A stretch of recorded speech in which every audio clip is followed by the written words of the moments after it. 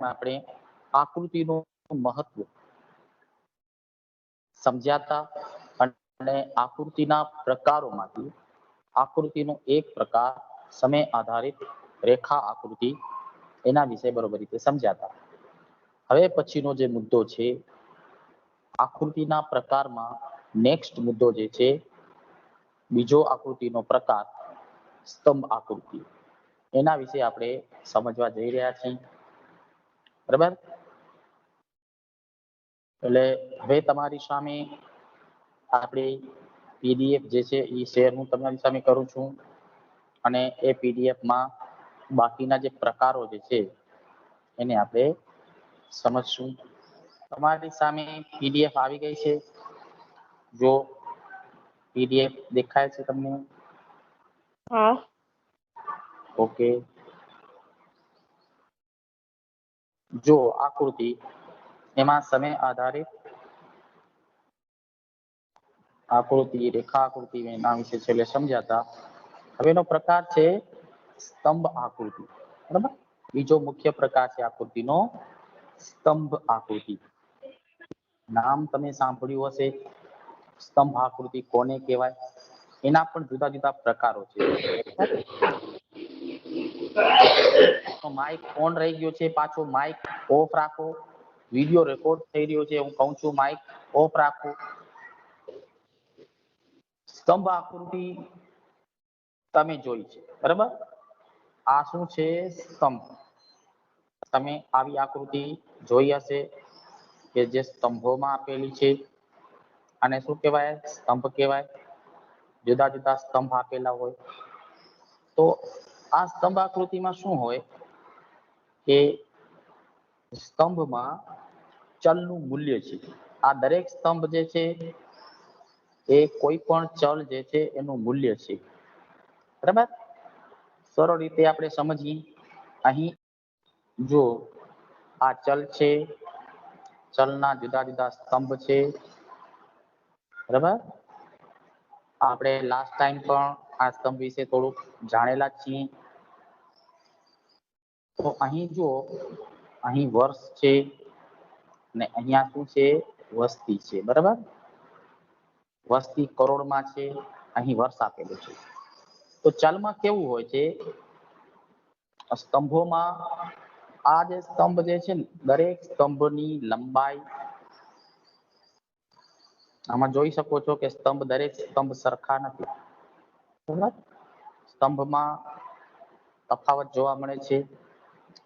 આ દરેક સ્તંભ જે છે એ એની લંબાઈ જે છે એ લંબાઈ સામે એનો જેટલો મૂલ્ય છે એ પ્રમાણે છે. એ જે તે ચલ જે છે વસ્તીનું જે વસ્તી કેટલી છે આ ચલ શું દર્શાવી રહ્યું છે? વસ્તી પણ એક ચલ છે અને વર્ષ પણ એક ચલ છે. તો ઓ એક્સ ધરી ઉપર જે સ્તંભો આપેલા છે એ સ્તંભોની જે લંબાઈ જે છે, સ્તંભોની જે લંબાઈ જે છે એ દરેક ચલનું મૂલ્ય છે. મતલબ આ સ્તંભની લંબાઈ જે છે કયા ચલનું મૂલ્ય દર્શાવે છે? કયા ચલનું મૂલ્ય? મૂલ્ય એટલે એનો વેલ્યુ. આ ઓ એક્સ ધરી ઉપર જે સ્તંભો આપેલા છે એ કયા ચલનું મૂલ્ય દર્શાવી રહ્યું છે? વર્ષ. વસ્તીનું મૂલ્ય દર્શાવે. નહીં. વર્ષ તો છે કે આ જુદા જુદા વર્ષમાં વસ્તી કેટલી છે. બરાબર. તો આ જે ખરેખર જે આ લંબાઈ જે છે એ સામે શું છે? એની વસ્તી છે. છે ને? દાખલા તરીકે અહીંયા આપણે માની લો કે અહીંયા 36 કરોડની વસ્તી. બરાબર. પછી ધીમે ધીમે આગળ વધતા અહીંયા માની લો કે 1951 નો વર્ષ છે. તો અહીંયા સામે 51 ના વર્ષમાં વસ્તી કેટલી? તો 36.1 કરોડ. બરાબર. એવી જ રીતે માની લો કે અહીંયા માની લો કે 102 કરોડ આપેલું છે. 102 કરોડ સુધી નો ચલ છે. 102 કરોડ. બરાબર. ઊંચો સ્તંભ છે પણ આપણે અહીંયા જગ્યા ઓછી છે એટલે 102. તો સામે 102 વસ્તી હશે. બરાબર. એટલે એનો સ્તંભ એના કરતા મોટો છે. તો એમ કહી શકાય છે ટૂંકમાં કે આ દરેક સ્તંભ જે છે આ દરેક સ્તંભ અહીંયા ઓએક્સ ધરી ઉપર આવેલા જેટલા પણ સ્તંભ છે એ સ્તંભ કોનું મૂલ્ય દર્શાવી રહ્યા છે? તો ઓવાય ધરી પર આવેલા ચલનું મૂલ્ય દર્શાવે છે. ઓવાય ધરી પર આવેલા ચલનું મૂલ્ય દર્શાવે છે, ચલનું વેલ્યુ દર્શાવે છે, મતલબ કે વસ્તીનું મૂલ્ય દર્શાવે છે. વસ્તી કેટલી છે? જુદા જુદા વર્ષમાં વસ્તી કેટલી છે? અહીંયા શું આપેલું છે? ઓવાય ધરી પર વર્ષ, તો સામે ઓવાય ધરી પર શું આપેલું છે? વસ્તી. તો મતલબ કે જુદા જુદા વર્ષમાં કેટલી વસ્તી છે એ એનું મૂલ્ય, એ મૂલ્યનું શું બને છે? સ્તંભ બને છે. બરાબર. પછી આ જે આપેલા સ્તંભો જે છે ને એની તુલના પણ કરી શકાય છે. આ જે ચલ જે છે, બરાબર, આ જુદા જુદા સ્તંભો આપેલા છે, તો દરેક સ્તંભ વિશે આપણે તુલના પણ કરી શકીએ છીએ. બરાબર. દાખલા તરીકે અહીંયા આ સ્તંભ અને બાજુવાળા સ્તંભ, એ બંને સ્તંભની તુલના આપણે કરી શકીએ છીએ. બંનેની તુલના કરી શકાય ને, અહીંયા 1951 છે, અહીંયા માની લો કે 2001 છે, તો આ બંને વચ્ચે તુલના કરી શકાય. એમ કહી શકાય 1951 કરતા 2001 ના વર્ષમાં ભારતની વસ્તી વધુ છે, તો બંને વચ્ચે તુલના થઈ કે ન થઈ? બરાબર. એવી જ રીતે જુદા જુદા સ્તંભો જે છે, અલગ અલગ આપેલા સ્તંભો જે છે, દરેક સ્તંભની તુલના કરી શકાય છે. બરાબર. પછી જુદા જુદા સમય પ્રમાણે જુદો જુદો એનો મૂલ્ય જે છે એ પણ દર્શાવી શકાય છે. એવું જ નહીં કે આ વસ્તીનું આપણે ઉદાહરણ લીધું છે, એ વર્ષ સામે એની વસ્તી, એવી રીતે વર્ષ અને સામે ઓવાય ધરી પર એક ચલ આપેલું છે સાક્ષરતા. સાક્ષરતા, બરાબર, દેશમાં કેટલી સાક્ષરતા, એવી જ રીતે વર્ષ સામે સાક્ષરતામાં સ્ત્રીઓ કેટલી સાક્ષર હતી, પુરુષો કેટલા સાક્ષર હતા, એ પણ આપણે દર્શાવી શકીએ છીએ. બરાબર. તો અહીં જો હવે એની સમજૂતી મેળવીએ તો સ્તંભ આકૃતિ છે શું? તો સ્તંભ આકૃતિ કોઈ એક ચલના મૂલ્યની વિવિધ વિભાગો વચ્ચેની વહેંચણી દર્શાવે છે. શું દર્શાવે છે? તો કોઈ એક ચલ છે એના મૂલ્યની વિવિધ વિભાગો વચ્ચેની વહેંચણી દર્શાવે છે. તો આપણે હમણાં જ સમજ્યા જો કે કોઈ એક ચલ, એમાં આપણે કોઈ એક ચલ કયું હતું? વસ્તી હતું. તો વસ્તીનું જુદા જુદા વસ્તીની વહેંચણી દર્શાવેલી હતી. આપણે જોયું કે 1951માં કેટલી વસ્તી, 1961માં, 1971માં કે 2001માં કે 2011માં વસ્તી કેટલી હતી, એનો જુદો જુદો મૂલ્ય દર્શાવે છે. પછી જુદા જુદા સમયે દેશમાં સાક્ષરતાનું પ્રમાણ કેટલું? દાખલા તરીકે જો આપેલું છે કે જુદા જુદા સમય દેશમાં સાક્ષરતાનું પ્રમાણ કેટલું? આમાં તો આપણે વસ્તીનું ઉદાહરણ લીધું, પરંતુ માની લો કે એક સમય આપેલું છે, ઓએસ ધરી પર સમય આપેલો છે અને ઓવાય ધરી ઉપર સાક્ષરતા આપેલી છે કે દેશમાં સાક્ષરતાનું પ્રમાણ કેટલું હતું, એવું પણ દર્શાવી શકીએ છીએ.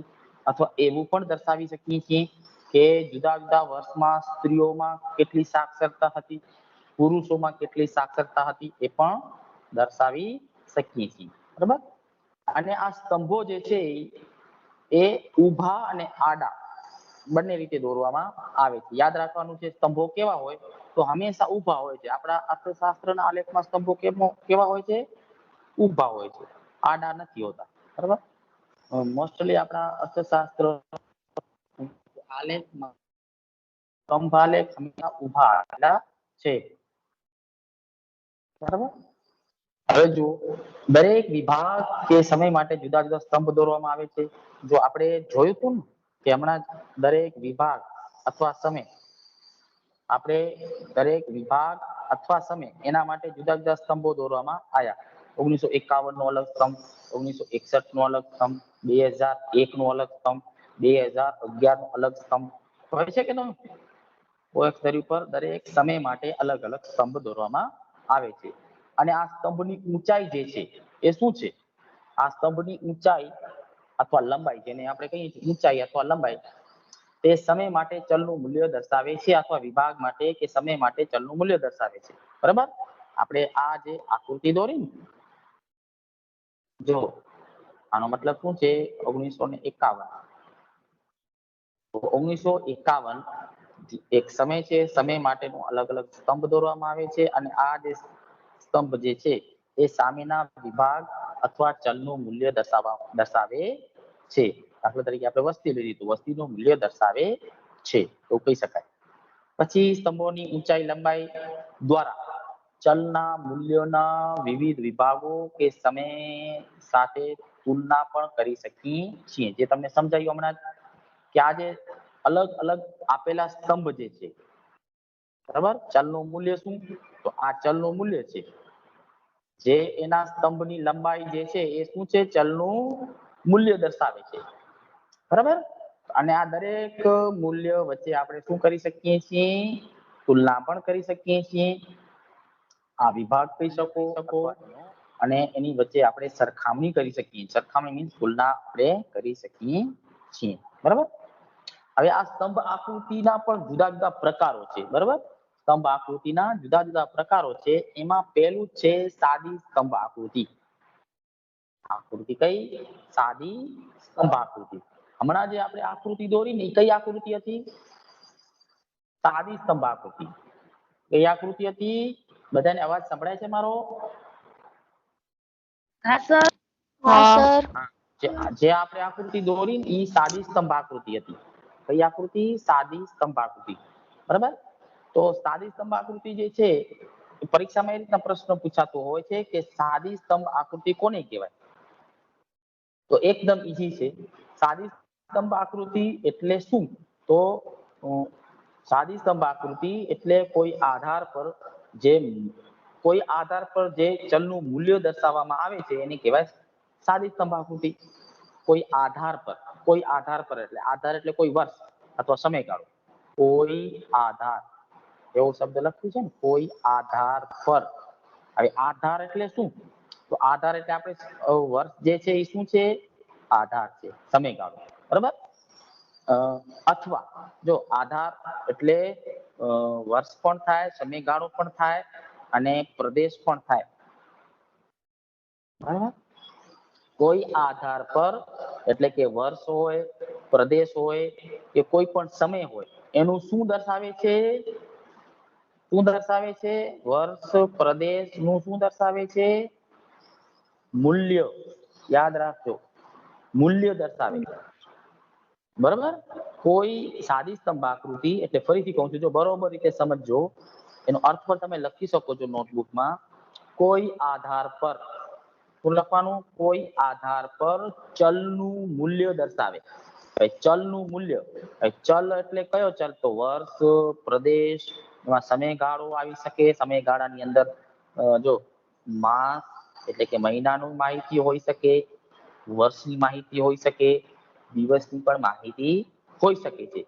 અને કોઈ આધાર પર જે તે ચલનું મૂલ્ય દર્શાવવામાં આવે એને જ કહેવાય સાદી સ્તંભ આકૃતિ. આ આકૃતિ વિવિધ પ્રદેશો, સમયગાળા વગેરે ચલના મૂલ્યની સરખામણી આકર્ષક રીતે રજૂ કરી શકાય છે. અને આ સાદી સ્તંભ આકૃતિ શેના માટે દોરવામાં આવે છે? આ સાદી સ્તંભ આકૃતિમાં જુદા જુદા પ્રદેશો વચ્ચે તુલના કરી શકાય છે અને જુદા જુદા સમયગાળા વચ્ચે પણ તુલના કરી શકાય. દેશ અને સમયગાળા વચ્ચે સમયગાળા વચ્ચે તુલના કરી. આપણે શું કરી? જો તુલના કરી ને આપણા ઉદાહરણમાં, તો એ સમયગાળા વચ્ચે તુલના કરી. ફરીથી એ નહીં બનાવું તો 1951, બરાબર. અને પછી આપણે ડાયરેક્ટ 2001 લીધું હતું ઉદાહરણમાં. માની લો કે 2001. તો આપણે તુલના કરી કે અહીંયા 1951માં ભારતની વસ્તી 36.1 કરોડ ને અહીંયા વસ્તી 102 કરોડ. તો આ બંને સમય છે ને. 1951 શું કહેવાય? સમય. 2001 શું કહેવાય? સમય. તો આ સમય વચ્ચે તુલના પણ કરી શકાય છે, સરખામણી પણ કરી શકાય છે, બરાબર. તો આ ચલ જે છે, આ ચલ બંને ચલ છે, બરાબર. આ સ્તંભ આકૃતિ દ્વારા કોઈ પણ બે પ્રદેશો વચ્ચે પણ તુલના કરી શકાય, બે દેશ વચ્ચે પણ તુલના કરી શકાય, બે રાજ્યો વચ્ચે પણ તુલના કરી શકાય, અથવા બે સમયગાળા વિશે પણ સરખામણી કે તુલના કરી શકાય છે. અને આવા તુલના કરવા માટે, સરખામણી કરવા માટે સ્તંભ આકૃતિ દોરવામાં આવે છે, બરાબર.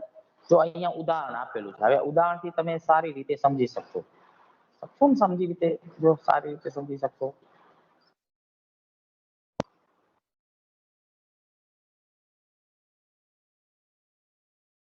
જોઈ શકો છો તમે. આ માની લો કે આંકડાકીય માહિતી આપેલી છે. પહેલી માહિતીમાં શું છે? આ મહિના. અને બીજી માહિતીમાં શું છે? વેચાણ. સમજો બરાબર. જો મેં તમને શું કીધું કે સમયગાળો છે, સમયગાળો મહિનામાં પણ આપેલો હોય, વર્ષમાં પણ આપેલો હોય, દિવસમાં પણ આપેલો હોય, બરાબર, અને કલાકમાં પણ આપી શકે છે, બરાબર. તો અહીં સમયગાળો જે છે એ મહિનામાં આપેલો છે. તો જાન્યુઆરી થી ફેબ્રુઆરી, માર્ચ થી એપ્રિલ, મે થી જૂન, જુલાઈ થી ઓગસ્ટ. દેખાય છે તમને બધાને? અને જુલાઈ થી ઓગસ્ટ, સપ્ટેમ્બર થી ઓક્ટોબર, નવેમ્બર થી ડિસેમ્બર. બધાને સમજાય છે? બધાને સંભળાય છે? મારો અવાજ ક્લિયર સંભળાય છે? બીજો ખાનો શું છે? વેચાણ. કે જાન્યુઆરી થી ફેબ્રુઆરીમાં કેટલા એકમોનો વેચાણ થયો હતો? તો 35 એકમો. જાન્યુઆરી થી ફેબ્રુઆરી મહિનામાં કેટલા એકમોનો વેચાણ થયો? તો 35 એકમો. એવી જ રીતના માર્ચ એપ્રિલમાં તો 60 એકમોનો, મે જૂનમાં 65 એકમોનો વેચાણ થયો, જુલાઈ ઓગસ્ટમાં 40 એકમોનો વેચાણ થયો, સપ્ટેમ્બર ઓક્ટોબરમાં 50 એકમોનો વેચાણ થયો, નવેમ્બરથી ડિસેમ્બરમાં 30 એકમોનો વેચાણ થયું. એનો મતલબ એવો થયો કે એક ચલ કયો છે? આમાં બે ચલ આપેલા છે. એક ચલ છે મહિના, સમયગાળો, એક ચલ છે વેચાણ. તો હવે આપણને ખબર છે કે OX ધરી ઉપર કયો ચલ આવે હંમેશા? OX ધરી પર હંમેશા કયો ચલ આવે? મેં તમને કીધું તું લાસ્ટ ટાઈમ, સમયગાળો અથવા પ્રદેશ. યાદ રાખજો, આપણા અર્થશાસ્ત્રના આલેખમાં સમયગાળો અથવા પ્રદેશ હશે, સમયગાળાના આંકડા અથવા પ્રદેશના આંકડા હશે અથવા પ્રદેશ હશે કે દેશના નામ હશે, એ ક્યાં લખશું આપણે? OX ધરી પર. OX ધરી ઉપર.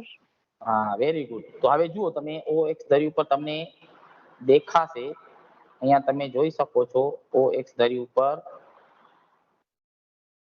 OX ધરી ઉપર દેખાય છે તમને? જો સમયગાળો આપેલો છે અહીંયા. હા. OX ધરી ઉપર જો જાન્યુઆરી, પછી જાન્યુઆરી થી ફેબ્રુઆરી, પછી માર્ચ એપ્રિલ, મે જૂન, જુલાઈ ઓગસ્ટ, સપ્ટેમ્બર થી ઓક્ટોબર, નવેમ્બર થી ડિસેમ્બર આપેલું છે. દેખાય છે ને તમને? હવે આ OX છે એના ઉપર સમયગાળો દર્શાવેલું છે, બરાબર, આપણા નિયમ પ્રમાણે. આલેખનો નિયમ છે આપણો અર્થશાસ્ત્રના આલેખનો, કે સમયગાળો, પ્રદેશ અથવા દેશ કે રાજ્યના નામ OX ધરી ઉપર આવશે, બરાબર. અને OY ધરી ઉપર બાકીના બધા ચલ હોય ને, કોઈ પણ ચલ એ OY ધરી ઉપર આવશે. આપણો બાકીનું બીજું ચલ છે વેચાણ. તો જો ઓછામાં ઓછું વેચાણ કેટલું છે? તો 30. ઓછામાં ઓછું વેચાણ છે 30 અને વધુમાં વધુ વેચાણ કેટલું છે? 65 આપેલું છે ને? ઓછામાં ઓછું વેચાણ 30 છે અને વધુમાં વધુ વેચાણ છે 65. જો તમે અહીંયા 5 ગુણનો આલેખનો પ્રશ્ન પણ તૈયાર થાય છે પરીક્ષામાં, બોર્ડની પરીક્ષામાં આલેખનો પ્રશ્ન પૂછાય છે. અને આ સાદો સ્તંભ આકૃતિ અથવા 5% સ્તંભ આકૃતિ જ હોય છે દર વખતે પરીક્ષામાં. તો એક આલેખનો પ્રશ્ન પણ તૈયાર થાય છે અને આકૃતિના પ્રકારનો પણ પ્રશ્ન મુદ્દો પાકો થઈ રહ્યો છે, એટલે ખૂબ ઇમ્પોર્ટન્ટ છે. જો આલેખ કેવી રીતે બનાવવું એ પણ આપણે સમજી રહ્યા છીએ. તો OX ધરી પર સમયગાળો દર્શાવી દેવાનું, OY ધરી ઉપર બાકીનું ચલ જે છે, આપણા ઉદાહરણમાં આપેલું છે વેચાણ, તો એના આંકડા લખવાના છે. તો હવે એ લખવા માટે આપણે શું નક્કી કરવું પડે? સૌથી પહેલા નાનામાં નાની સંખ્યા કઈ છે? તો 30. અને સૌથી મોટામાં મોટી સંખ્યા કઈ છે? તો 65. બરાબર, સૌથી નાનામાં નાની સંખ્યા છે 30 અને સૌથી મોટામાં મોટી સંખ્યા છે 65. સૌથી મોટામાં મોટી સંખ્યા છે 65. તો એમ કહી શકાય કે 30 થી કરી અને 65 ની વચ્ચે માહિતી ફેલાયેલી છે, બરાબર. તો હવે આપણે સ્કેલ બનાવવું પડશે. જો સ્કેલ, તો સ્કેલમાં આપણને ખબર છે કે સૌથી નાનામાં નાની સંખ્યા 30 છે અને સૌથી મોટામાં મોટી સંખ્યા 65 છે. તો 65 ને આપણે રાઉન્ડ ફિગરમાં લઈ લઈએ, 70 કરી નાખીએ. કેટલા કરી નાખીએ? 70 કરી નાખીએ રાઉન્ડ ફિગરમાં.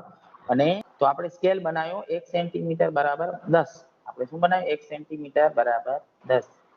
10, 20, 30, 40, 50, 60 ને 70. બરાબર, બધાને સમજાય છે? સમજાય છે ને બધા? હા. હવે આપણે આંકડાકીય માહિતીને ધ્યાનમાં લેવાનું છે. આંકડાકીય માહિતીને ધ્યાનમાં લઈ અને આપણે એનું આલેખ બનાવશું. તો આંકડાકીય માહિતીમાં જોઈ રહ્યા છીએ કે જાન્યુઆરી, ફેબ્રુઆરી, તો પહેલો જ આપણે બનાવીએ છીએ જાન્યુઆરી થી ફેબ્રુઆરી. અહીંયા આ વચ્ચે જે છે ને એનો થોડીક જગ્યા મૂકી દેવાની, 0.5 સેન્ટીમીટર અથવા 1 સેન્ટીમીટરની જગ્યા મૂકીને એક સ્તંભ બનાવવાનો.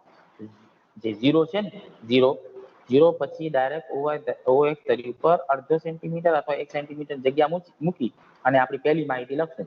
પહેલી માહિતી છે જાન્યુઆરી થી ફેબ્રુઆરી. તો જાન્યુઆરી થી ફેબ્રુઆરી દેખાય છે તમને? હવે એની આંકડાકીય માહિતી કેટલી છે?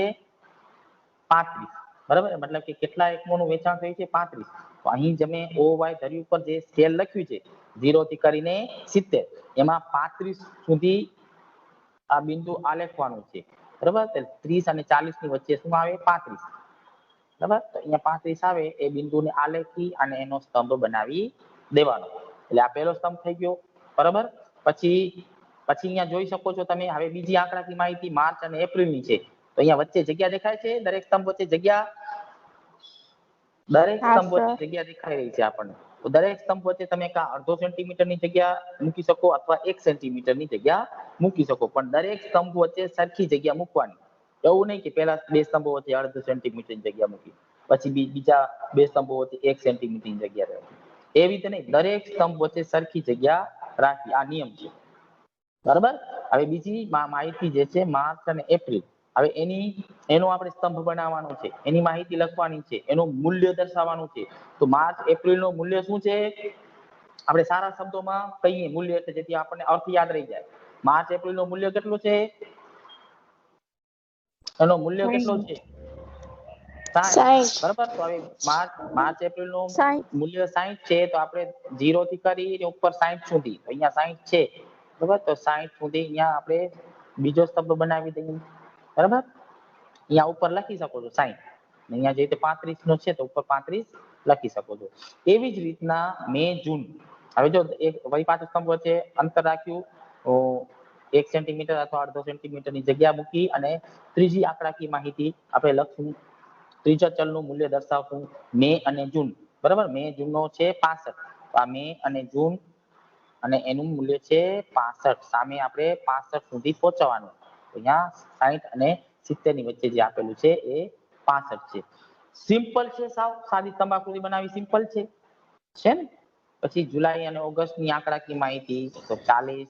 પછી સપ્ટેમ્બર ઓક્ટોબર ની આંકડાકીય માહિતી સામે 50. તો અહીંયા સામે એનું મૂલ્ય દર્શાવે છે ને. અને નવેમ્બર અને ડિસેમ્બર ની આંકડાકીય માહિતી કેટલી છે? 30. ટૂંકમાં આવા સ્તંભ જે છે એ સ્તંભની લંબાઈ જે છે, આ સ્તંભની લંબાઈ, દરેક સ્તંભ સરખા છે? નહીં, દરેક સ્તંભની લંબાઈ અલગ અલગ છે. અલગ અલગ દેખાય છે ને દરેક સ્તંભની લંબાઈ? તો એમ કહી શકાય ને, જો એનો અર્થ મળી ગયો કે દરેક સ્તંભનું મૂલ્ય જે છે, દરેક સ્તંભનું મૂલ્ય અલગ અલગ જોવા મળે છે અને આ મૂલ્ય જ દર્શાવે છે. આ સ્તંભ શું દર્શાવે છે? બધા સ્તંભ શું દર્શાવે છે? ચલનું મૂલ્ય. સમજાઈ ગયું? આ દરેક સ્તંભ છે એ ચલનું મૂલ્ય દર્શાવે છે. ચલનું મૂલ્ય દર્શાવે છે. મતલબ શેનું મૂલ્ય છે? ચલનું મૂલ્ય છે. તો મતલબ કે વેચાણ દર્શાવી રહ્યું છે. ચલનું મૂલ્ય શું છે? તો વેચાણ. આમાં ચલનું મૂલ્ય શું છે? વેચાણ. દરેક સ્તંભ જે છે વેચાણ દર્શાવી રહ્યું છે કે કેટલું વેચાણ થયું છે. તો પહેલો સ્તંભ 35 એકમોનું વેચાણ થયું છે, બીજા સ્તંભમાં 60 એકમોનું વેચાણ થઈ રહ્યું છે, ત્રીજા સ્તંભ જે છે એ 65 એકમોનું વેચાણનું મૂલ્ય દર્શાવી રહ્યું છે, ચોથા સ્તંભમાં 40 એકમોનું વેચાણ થઈ રહ્યું છે એનું મૂલ્ય દર્શાવી રહ્યું છે. બરાબર, તો આ રીતના દરેક સ્તંભનું મૂલ્ય જે છે એ આપણે દર્શાવી શકીએ છીએ. બરાબર, આ આકૃતિ, સ્તંભ આકૃતિ એકદમ ઈઝી છે. હવે બીજો પ્રકાર હજી જોવો છે કે આ પૂરતું સીમિત રાખીએ?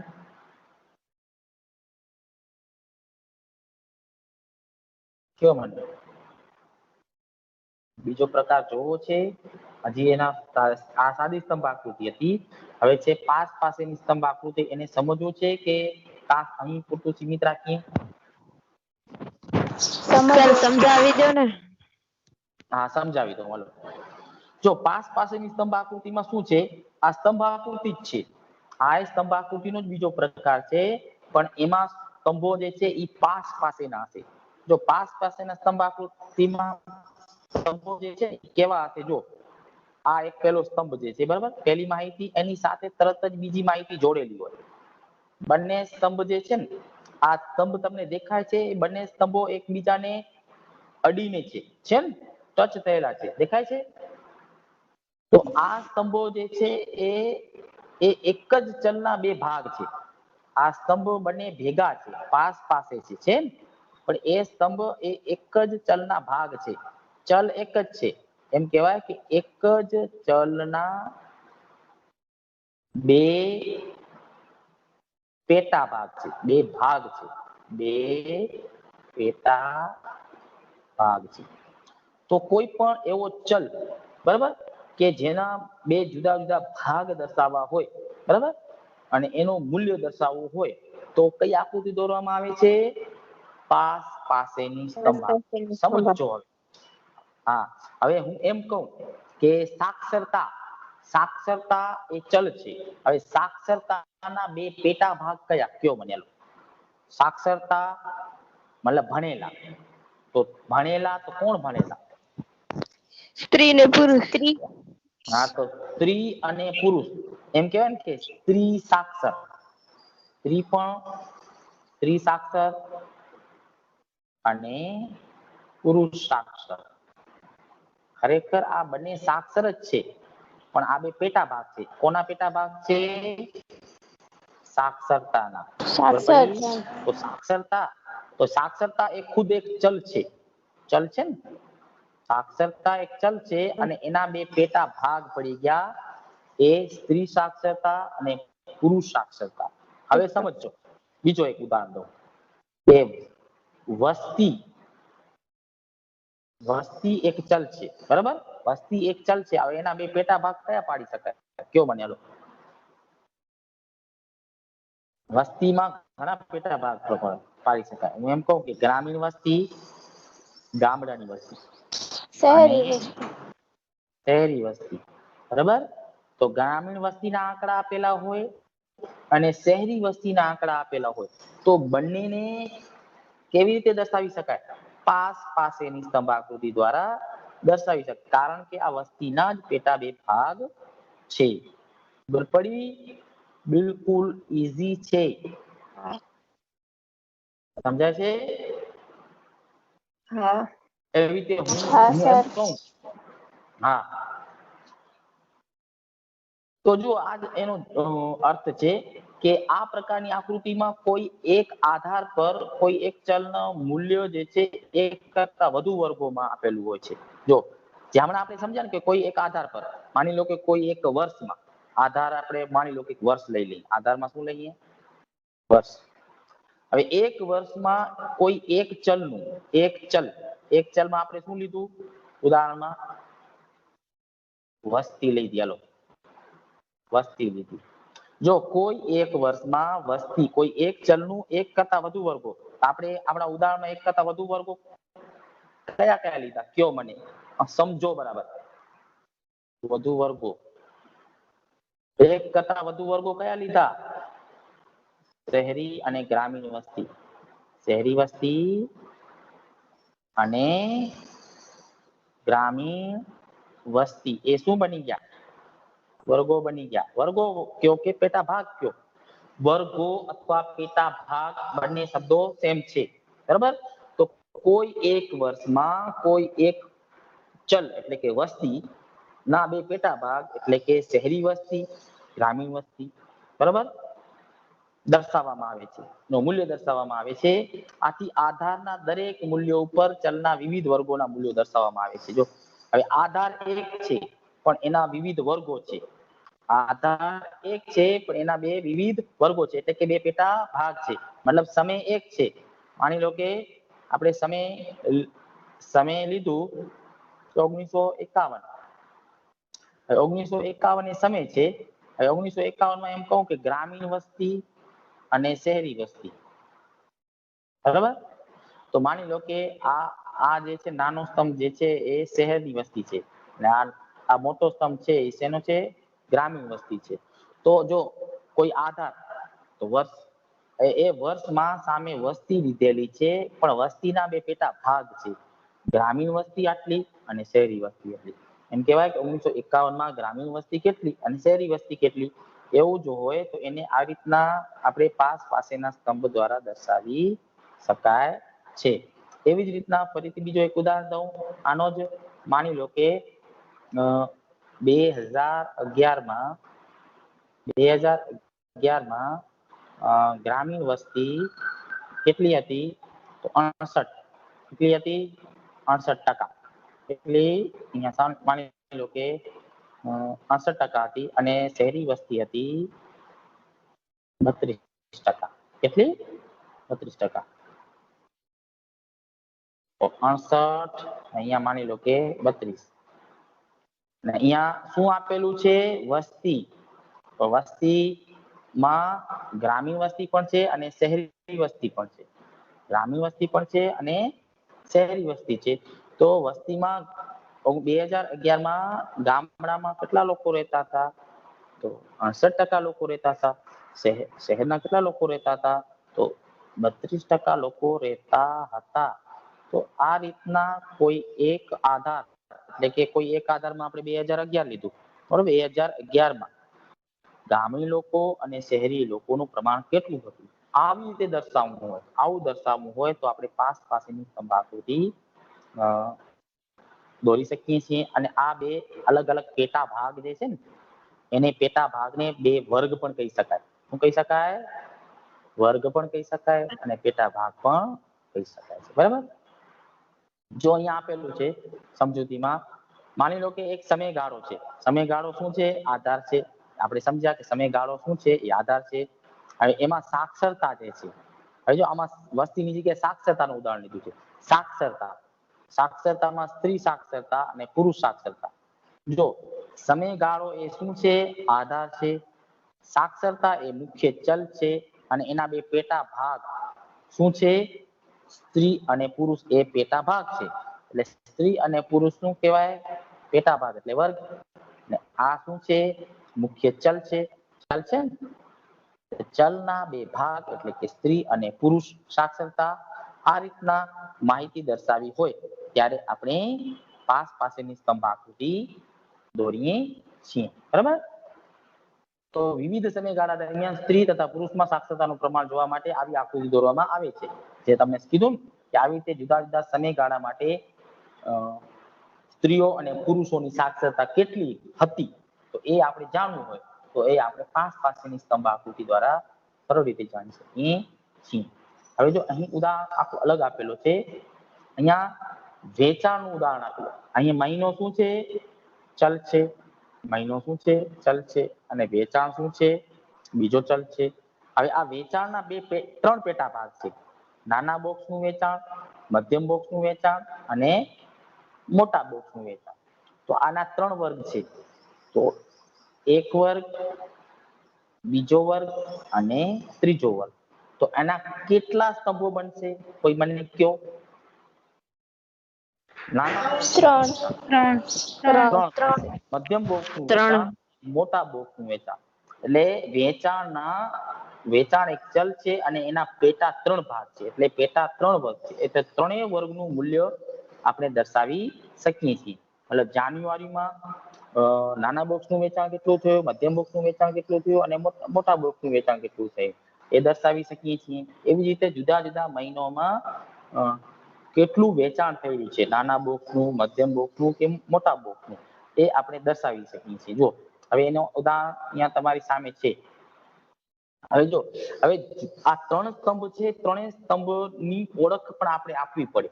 ત્રણેય સ્તંભના અલગ અલગ શેડ આપવા પડે. શું આપવા પડે શેડ અથવા એના શેડ ન આપી શકો તો કલર. ત્રણેય સ્તંભ અલગ અલગ પડે, અલગ અલગ દેખાઈ આવે એના માટે કાં તો શેડ બનાવવા પડે અથવા કલર પૂરવા પડે. તો જો અહીંયા નાના બોક્સની નિશાની, નાના બોક્સનું શેડ શું છે કાળું દેખાય છે ને. મતલબ આ જે કાળા કલરના જે પણ સ્તંભ છે એ શું દર્શાવી રહ્યા છે નાના બોક્સ.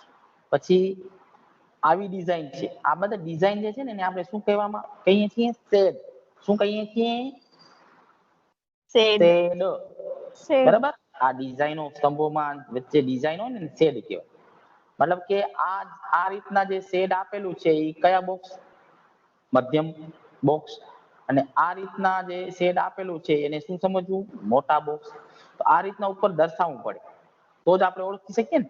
તો જુઓ હવે તમને આ દેખાઈ રહ્યું છે કે આ જે છે એ નાનો બોક્સ છે, આ જે છે એ મધ્યમ બોક્સ છે અને 25 જે છે એ મોટા બોક્સ છે. અને માહિતી કઈ છે જાન્યુઆરી થી ફેબ્રુઆરી, મતલબ જાન્યુઆરી થી ફેબ્રુઆરીના સમયગાળા દરમિયાન વેચાણ થયું. એમાં નાના બોક્સનું વેચાણ 30 એકમોનું, 30 બોક્સ નાના એકમોનું વેચાણ થયું. મધ્યમ કદના બોક્સ એવા 16 એકમોનું વેચાણ થયું અને મોટા બોક્સ જે છે એ 25 બોક્સનું વેચાણ થયું. તો આ જુદા જુદા બોક્સ જે છે એ વેચાણના પેટા ભાગ છે અને ત્રણેય જે છે એક સાથે દર્શાવેલા છે. ત્રણેય સ્તંભ પાસ પાસે છે, એટલે એવી આકૃતિ એટલે પાસ પાસેની સ્તંભ આકૃતિ. તો જો અહીંયા આકૃતિ માહિતી પ્રમાણે લખી છે 30, 15 અને 25, બરાબર. જાન્યુઆરી થી ફેબ્રુઆરીમાં બોક્સનું વેચાણ થયું છે 30, 15 અને 25. તો એ જ દર્શાવ્યું છે. જો સામે દેખાય છે કે 30, 15 અને 25. બરાબર, સામે 30 છે, આ બાજુ 15 માહિતી આવે અને આ બાજુ 25 આવે. એવી જ રીતના માર્ચ થી એપ્રિલ, મે, જૂન, જુલાઈ, ઓગસ્ટ અને સપ્ટેમ્બર થી ઓક્ટોબર, નવેમ્બર થી ડિસેમ્બર, આ દરેક સમયગાળા માટે સામે વેચાણના જુદા જુદા મૂલ્ય જે છે અને એના પેટા મૂલ્ય જે છે એના આપણે સ્તંભો બનાવી શકીએ છીએ. તમે પ્રેક્ટિસ કરજો ઘરે, બરાબર. સાદી સ્તંભ આકૃતિ બનાવજો. આ પાસ પાસેની સ્તંભ આકૃતિ નહીં, પણ ઘરે સાદી સ્તંભ આકૃતિ તમે બનાવજો એટલે તમને ઇઝીલી આવડી જશે. તો આટલું ઘણું. પછી નેક્સ્ટ તાસની અંદર વધુ સમજશું, નહીં તો કન્ફ્યુઝન થઈ જશે, બરાબર. એટલે પાસ પાસેની સ્તંભ આકૃતિ જે છે એને બરોબર રીતે ઘરે રીડિંગ કરજો. મેં બધાને PDF મોકલી દીધી છે પેલા પાઠની ચોપડી, બરાબર. ફરીથી હું મોકલી દઈશ જેથી કોઈને ખબર ન હોય તો પેલા પાઠની PDF મોકલી દઈશ, ચોપડીનો પહેલો પાઠ, બરાબર. ચોપડી પહેલો પાઠ એ જેથી તમે એમાં ઘરે પ્રેક્ટિસ કરી શકો. સાદી સ્તંભ આકૃતિ બધા બનાવશો. હવે આપણે મેઇન સ્ક્રીન ઉપર આવી જઈએ છીએ.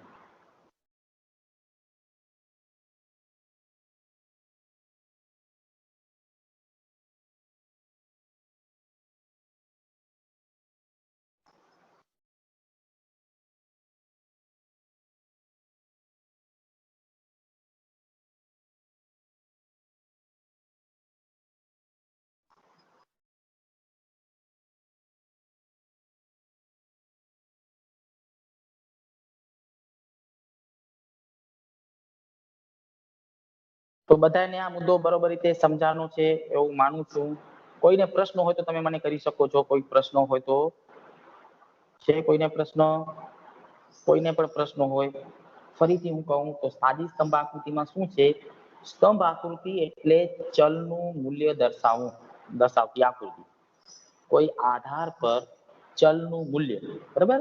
સ્તંભ આકૃતિ એટલે કોઈ આધાર પર ચલ એટલે કે પ્રદેશ અને સમયગાળાનું મૂલ્ય દર્શાવતી આકૃતિ એટલે સાદી કોઈ પણ સ્તંભ આકૃતિ, બરાબર. સાદી સ્તંભ આકૃતિમાં પણ શું હોય છે? જુદા જુદા ચલનું મૂલ્ય દર્શાવવામાં આવે છે. દરેક ચલ જે છે એની જે લંબાઈ અને ઊંચાઈ જે છે એ મૂલ્ય દર્શાવે છે. ચલની લંબાઈ અને પહોળાઈ જે છે એ મૂલ્ય દર્શાવે છે. એવી જ રીતના પાસ પાસેની સ્તંભ આકૃતિમાં શું છે કે એક ચલના બે વર્ગો હોય છે. એક ચલના બે પેટા ભાગ જે છે એનું મૂલ્ય દર્શાવવામાં આવે છે અને બંને એક સાથે દર્શાવવામાં આવે છે, બરોબર. તમારે તમારી આંગળીઓથી પણ, તમારા હાથના પંજાથી પણ આકૃતિ યાદ રાખી શકો છો. માની લો કે આ ખુલ્લી આંગળી છે, આ ચારે આંગળી તમને દેખાઈ રહી છે, તો આ આકૃતિ કઈ કહેવાય? આ આકૃતિ કઈ કહેવાય કયો?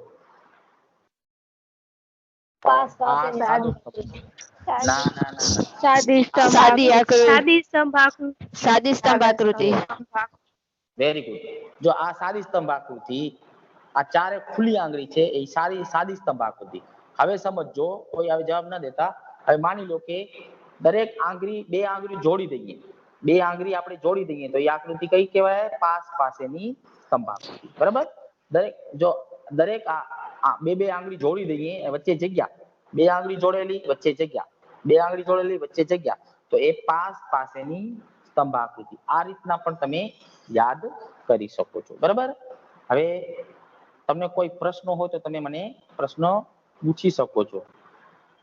નહીં તો આપણે આ તાસ અહીં પૂરો